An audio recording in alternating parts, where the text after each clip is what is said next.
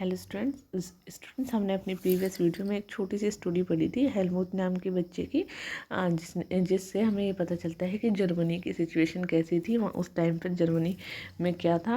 Helmut एक ऐसा बच्चा था जो ये बताता है कि उसकी स्टोरी से नाजिज्म के बारे में पता चलता है। ठीक है, अब पढ़ेंगे birth of Weimar Republic. Weimar Republic का कैसे जन्म हुआ।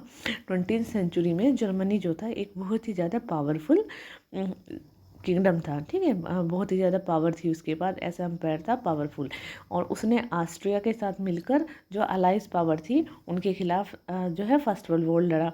अब अलाइज पावर में कौन था? अलाइज पावर में इंग्लैंड, फ्रांस और रूस था। ठीक है, और इस वर्ल्ड वॉर में क्यों वो जर्मनी ने एंटर कर लिया था? क्योंकि जितनी भी वर्ल्ड की बड़ी बड़ी शक्तियाँ हैं ये सोचकर इस वर्ल्ड वॉर में आ गई थी कि उन्हें बहुत ही जल्दी क्या हो जाएगी, विक्ट्री मिल जाएगी, वो बहुत ही जल्दी जीत जाएंगे। Little did they realise that the war would stretch on eventually draining Europe of all the resources. और उन्हें वो जो है इतनी जल्दी विक्ट्री मिल जाएगी और सभी को किसी ना किसी तरह की कोई ना कोई लाभ होगा। ठीक है, लेकिन उन्हें ये अंदाज़ा नहीं था कि ये जो युद्ध है, ये जो वॉर चल रही है, ये बहुत ज़्यादा लंबे समय तक खिंच जाएगी और पूरे यूरोप को इकोनॉमिक रूप से जो है बहुत ही ज़्यादा हानि होगी। ठीक है, बहुत ही ज़्यादा लॉस होगा उसको।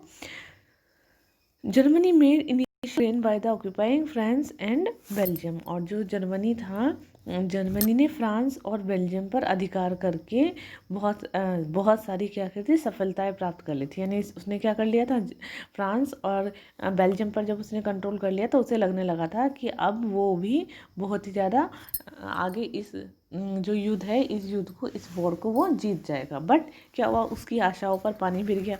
जब 1970 में अमेरिका जो था वो किसके साथ मिल गया? अलाइज के साथ अमेरिका मिल गया। ठीक है, तो 1917 में अमेरिका जब अलाइज पावर के साथ आ गया तो उनकी जो जीत थी उसको, यानी वो बहुत ज़्यादा पावरफुल हो गए। और 1918 में जितनी भी सेंट्रल पावर थी उन वो हार गई, और उसके बाद जर्मनी को भी बहुत ज़्यादा क्या है, जर्मनी की भी हार हुई, जर्मनी को घुटने टेकने पड़े। ठीक है, यानी जब फर्स्ट वर्ल्ड वॉर में जितनी भी सेंट्रल पावर थी और वो हार गई तो जाहिर सी बात है कि जर्मनी को भी हाई था। ठीक है, जर्मनी भी हार गई।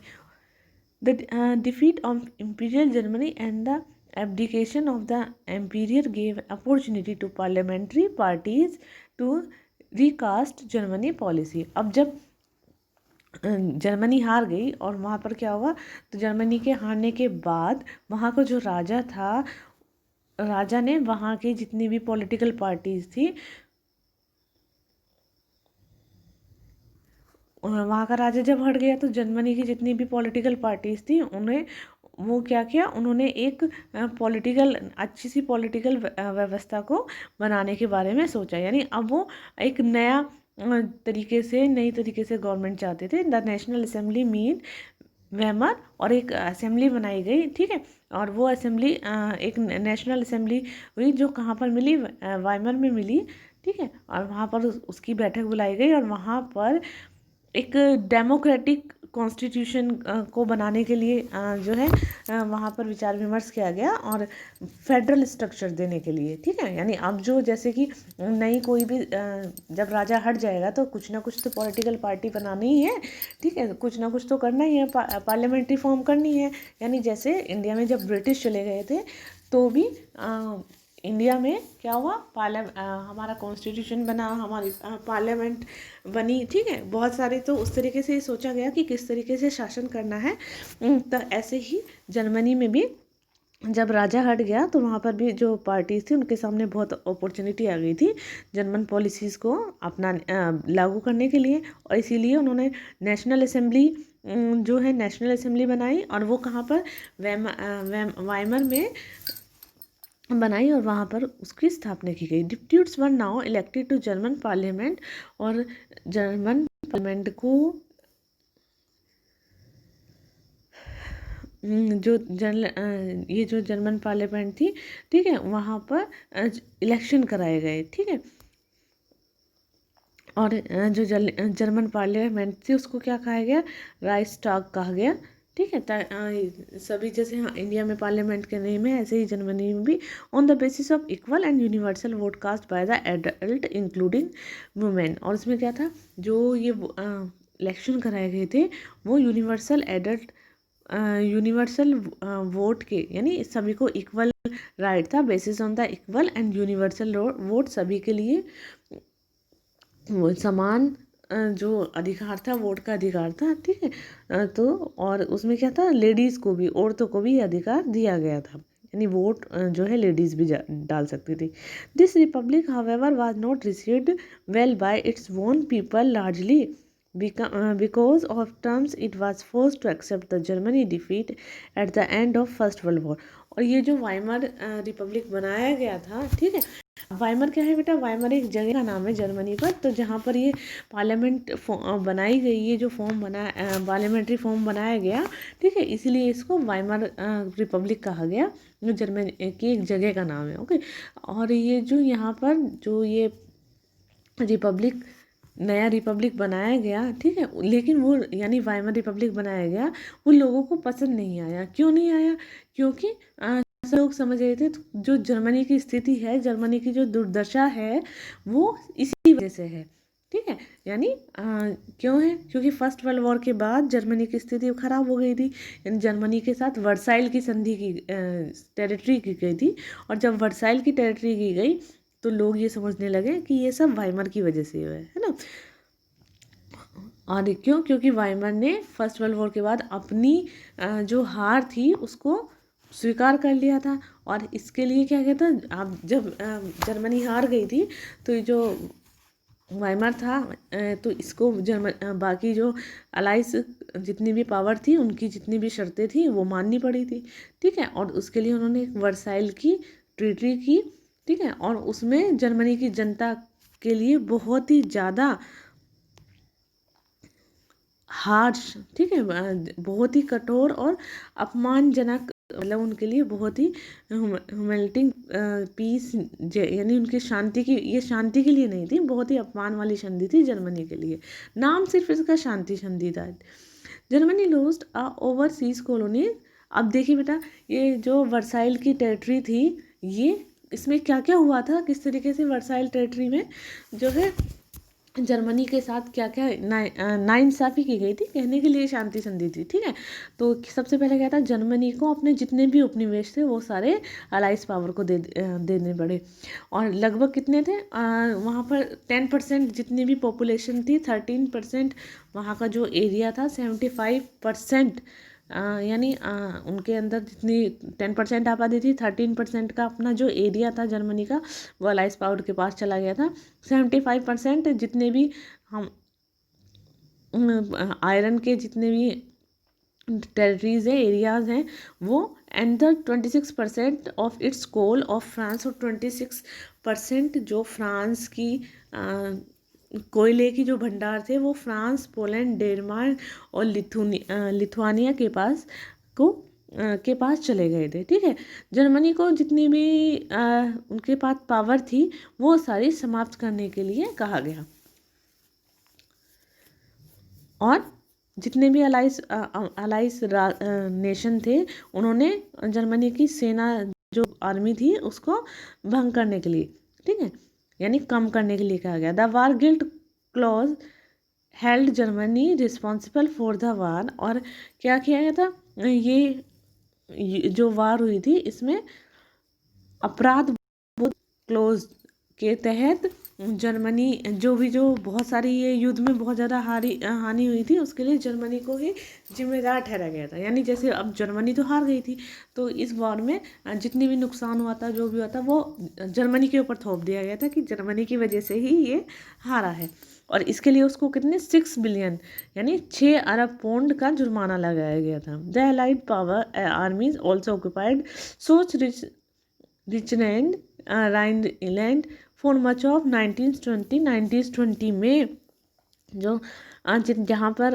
राइनलैंड के जो मिनरल्स के जो रिसोर्सेज थे, वो सारे यहाँ पे 20वीं सेंचुरी में 1920s की सेंचुरी में वो सब कहाँ पर चले गए थे, वो अलाइज पावर के पास आ गए थे।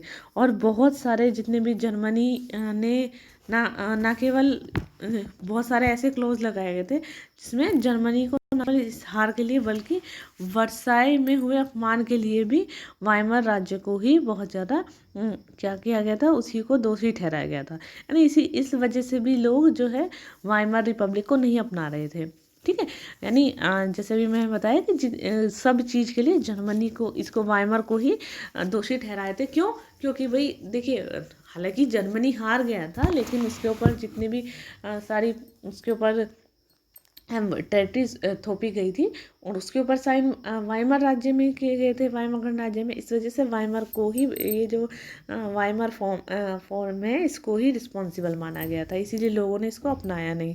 नेक्स्ट है द इफेक्ट ऑफ वार। इस वॉर का जो है वॉर का क्या इफेक्ट पड़ा। द वार है devastating impact on the entire continent both psychologically and the financially। और ये जो कॉन्टिनेंट था, इस पूरे कॉन्टिनेंट को इस वॉर ने साइकोलॉजिकली और इकोनॉमिकली दोनों तरह से बहुत ज़्यादा इफ़ेक्ट किया था।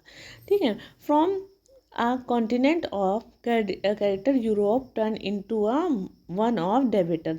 और यूरोप जो कि कल तक एक किसी बाकी महाद्वीप को कर्ज देता था, ठीक है, यानी किसी दूसरी अलग अलग जो आइलैंड्स होते हैं, कॉन्टिनेंट्स जो थे, उनको कर्ज देता था। अब क्या हो गया था, वो खुद ही बहुत बड़े जुर्माने का क्या है उसके ऊपर बहुत ज़्यादा उसने जो बहुत ज़्यादा ये जुर्म किए हैं, बहुत ज़्यादा जो उसने काम किया है ये इस तरीके के लिए, ठीक है, उसी को उसके लिए जिम्मेदार ठहराया गया।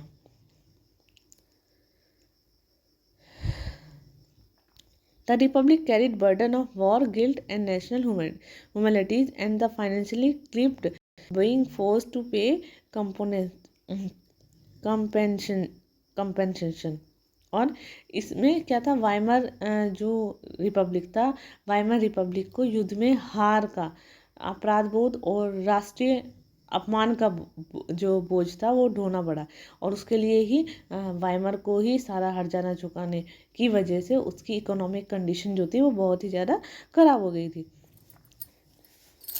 दोज हु सपोर्टेड, वो लोग जो कि वाइमर के हिमायती थे, उनको सपोर्ट कर रहे थे, मेनली सोशलिस्ट। कौन कौन थे? Socialist, Catholic and democratics become easy target of attack of conservative nationalist circle. जो लोग वाइमर को सपोर्ट करते थे, ठीक है, वाइमर को सपोर्ट करने के कारण ही उनके ऊपर बहुत सारे क्या है, पुराने रूढ़िवादी या पुरातन संबंधी राष्ट्रवादी जितने भी मिथक थे, जितने भी और भी बाकी सारे जो भी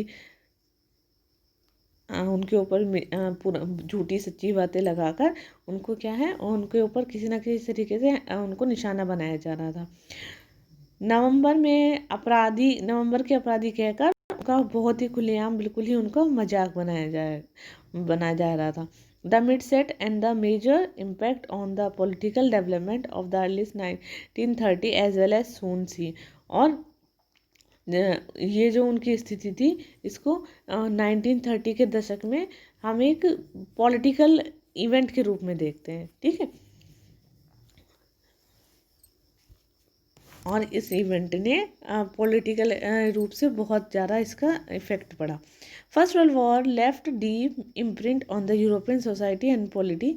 जो फर्स्ट वर्ल्ड वॉर जो है यूरोपियन सोसाइटी और पॉलिटी पर अपनी एक बहुत बड़ी छाप छोड़ कर गई थी।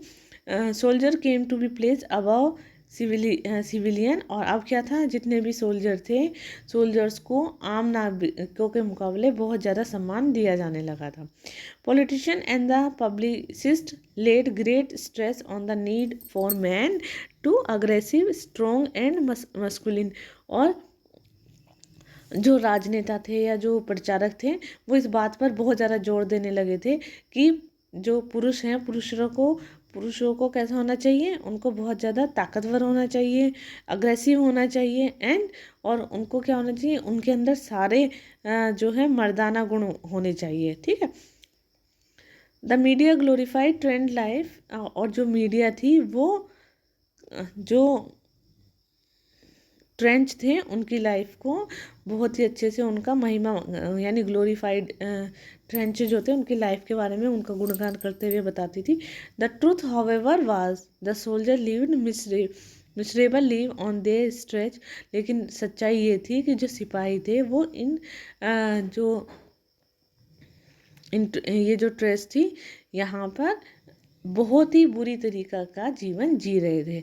और क्या होता था, वे लाशों के खाने वाले चूहों से घिरे हुए रहते थे। ऐसा लगता था कि जैसे चूहे लाशों को खाने वाले हैं ना, इस तरीके से उनको भी कोई खाने वाला है।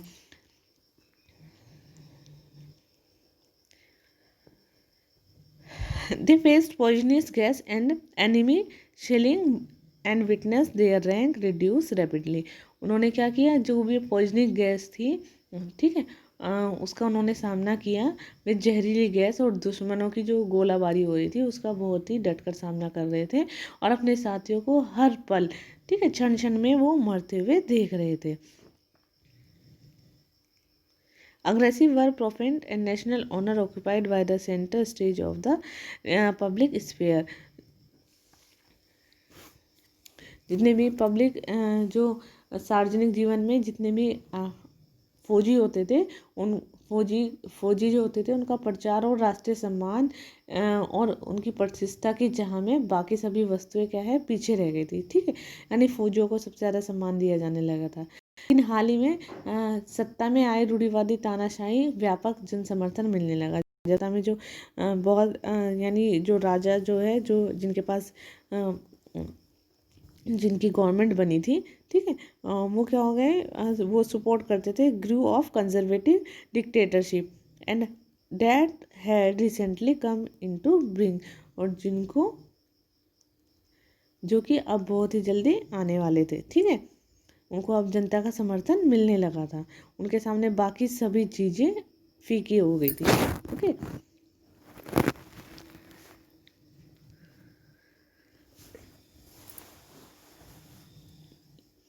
और उस समय एक ऐसा नया डेमोक्रेटिक, ऐसे नए लोकतंत्र और ऐसे लोग एक नया लोकतंत्र और बहुत ही नाजुक विचार था कि जो दोनों महायुद्ध में पूरे यूरोप में अस्थिरता का सामना नहीं कर सकता था। यानी एक ऐसा विचार फैलने लगा था जो कि पूरे दोनों महायुद्ध, फर्स्ट वर्ल्ड वॉर और सेकेंड वर्ल्ड वॉर के मध्य जो चल रहा था टाइम, उसमें क्या है, अस्थिरता नहीं ला सकता था। ठीक है, उनको स्टेबल नहीं कर सकता था। नेक्स्ट है political radicalism and economic crisis। The birth of Weimar Republic coined that the revolutionary uprising of Spartacists। और जो वाइमर रिपब्लिक था उसका जो बर्थ हुआ था, ठीक है, उस बर्थ में क्या होता, वाइमर रिपब्लिक की जो जन्म हुआ था उसके समय रूस में बोल्शेविक क्रांति आई थी। ठीक है, वहाँ पर क्या होता, बोल्शेविक जो है उन्होंने रेवोल्यूशन कर दी थी और उसकी ही तर्ज पर अब जर्मनी में भी स्पार्टकिट्स जो है, स्पार्टकिट्स लीग जो है, और उसने अपने क्रांतिकारियों के साथ विद्रोह की योजना बनाने में वो भी जुट गई। यानी अब जर्मनी में भी विद्रोह होने की संभावना होने लगी। League on the pattern Soviet of worker and seller were establish. और सोवियत में बहुत सारे मजदूरों और जो यानी जो नाविक थे उनकी क्या बनाई गई, उनकी सोवियतें बनाई गई। और बर्लिन के राजनीतिक वातावरण, बर्लिन में कैसा था, जो वहाँ का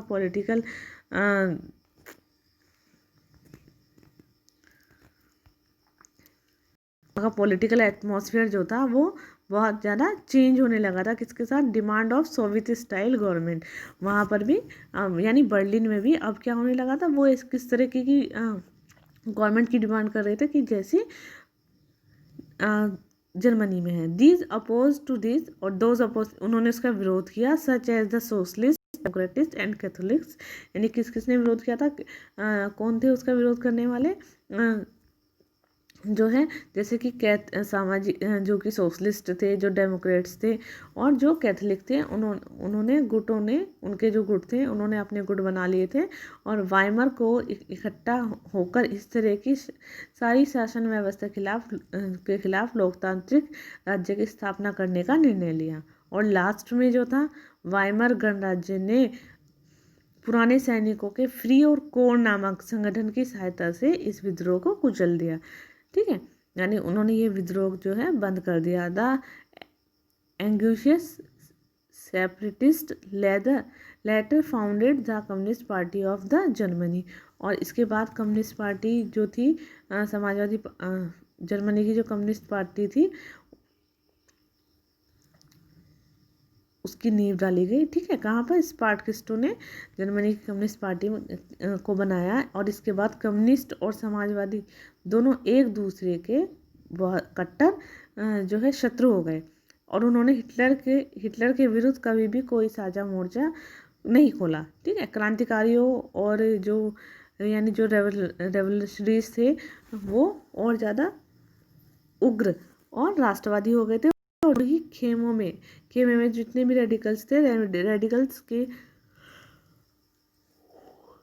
समाधान के लिए रेडिकल्स के समाधान के लिए जो है आवाज़ बहुत ज़्यादा बुलंद होने लगी थी। Political radicalism was only heightens by the economic crisis of 1920 का जब आर्थिक संकट हुआ तो उसकी वजह से राजनीतिक जितने भी रेडिकलवादी थे उनके विचारों को बहुत ज़्यादा बल मिलने लगा। ठीक है, यानी लोग उनके विचारों को सुनने लगे, मानने लगे। अब क्या था, क्यों जर्मनी को ना जब युद्ध में लड़ा था, अब हम कोई भी काम करते हैं जैसे बेटा कि कोई भी युद्ध लड़ेंगे, युद्ध के लिए हमें वेपन्स भी चाहिए, हमें बम भी चाहिए, तो उसके लिए कहाँ से पैसे चाहिए होते हैं। ठीक है, युद्ध के बाद तो क्या हुआ, जर्मनी ने फर्स्ट वर्ल्ड वॉर में बहुत ज़्यादा उन्होंने क्या कर लिया था, बहुत ही ज़्यादा लोन ले लिया था और इस वॉर के बाद उसने जितने भी सोने की मुद्राएं थी उनसे हट जाना उसको उनसे उनको क्या करना पड़ा था, जो उसने लोन लिया था वो लोन को पे करना पड़ा था। The depleted gold receive at the time resources were सैक्रेज। और उस टाइम पर इस जवाब में फ्रांसीसियों ने यानी जो थे उन्होंने जर्मनी के मुख्य जितने भी उनके इंडस्ट्रियल एरियाज थे वहाँ पर अपना कंट्रोल करना शुरू कर दिया। ठीक है, यानी अपना अधिकार जमाना शुरू कर दिया।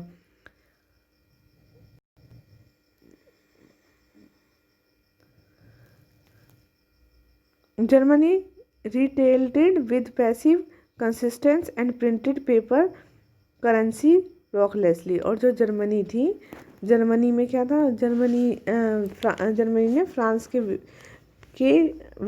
विरुद्ध एक जो है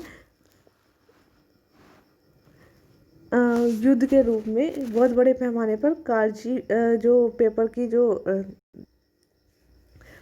मुद्रा थी, ठीक है, यानी करेंसी थी, उसको क्या छापना शुरू कर दिया। ठीक है, जर्मनी यानी क्या था, जर्मनी ने फ्रांस के विरुद्ध बहुत बड़े पैमाने पर पैसे वाले जो नोट होते हैं वो छापने शुरू कर दिए।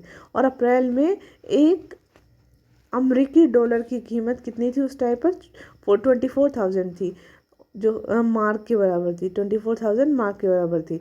और जो जुलाई में 3,53,000 मार्क और अगस्त में 46,21,000 मार्क तथा दिसंबर में 9,088,60,000 मार्क हो गई थी। इस प्रकार डॉलर में अरबों पार मिलने लगे। यानी डॉलर जहाँ पर हेमू जाता था, सॉरी जहाँ पर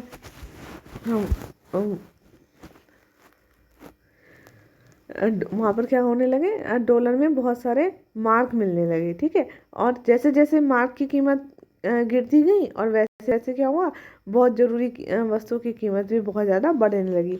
ठीक है, तो ये जो अभी आपने मैप देखा है, उस मैप में क्या था, रेखा चित्रों में जर्मनी को पाव रोटी खरीदने के लिए बैलगाड़ी को नोट भर के ले जाते हुए दर्शाया गया है। ठीक है, जर्मनी में एक पाव खरीदने के लिए उनके पास बैलगाड़ी थी, उसमें रोटी भरकर जर्मनी लेकर जा रहे हैं। ठीक है, और वहाँ पर क्या था, जर्मनी तो किस लिए जा रहे हैं, वो पाव रोटी खरीदने के लिए, और उन्होंने पूरी बैलगाड़ी में नोट भरे हुए हैं। ओके,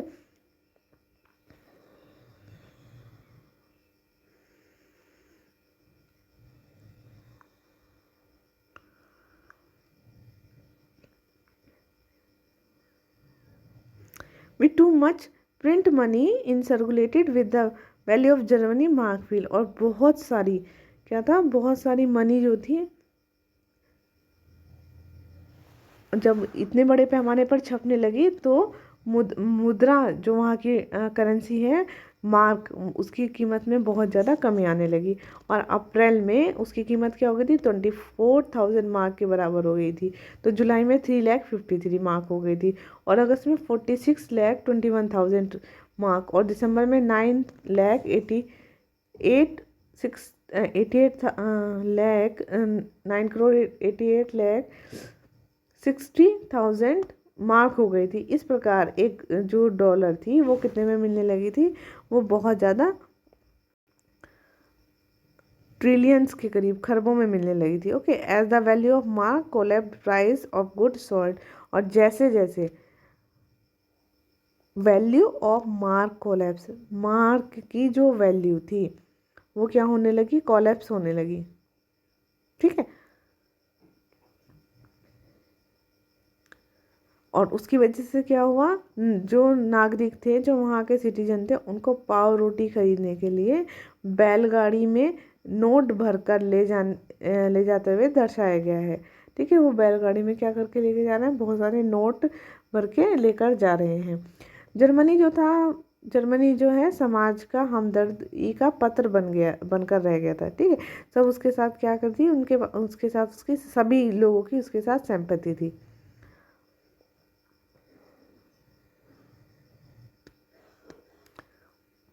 अब क्या था, जर्मनी की जो सोसाइटी थी वहाँ पर हमदर्दी का पात्र बनकर रह गया था जर्मनी। और इस संकट के बाद ने बहुत सारी अति मुद्रास्फीति का नाम दिया गया है। ठीक है, इसको क्या नाम दिया गया है, हाइपर इन्फ्लेक्शन। ठीक है, यानी जब बहुत ज़्यादा क्या हो जाती है, मुद्रा करेंसी छप जाती है। ठीक है, a situation when price rise phenomenally high, और ऐसी स्थिति जहाँ पर क्या है,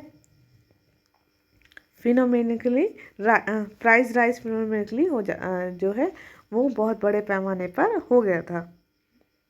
और इसकी वजह से क्या हुआ था, कीमतें बहुत ज़्यादा बढ़ गई थी, और उस स्थिति को अति मुद्रास्फीति के नाम से जाना जाता है। ओके, इसको क्या कहता है, अति मुद्रास्फीति, यानी हाइपर इन्फ्लेशन। ओके,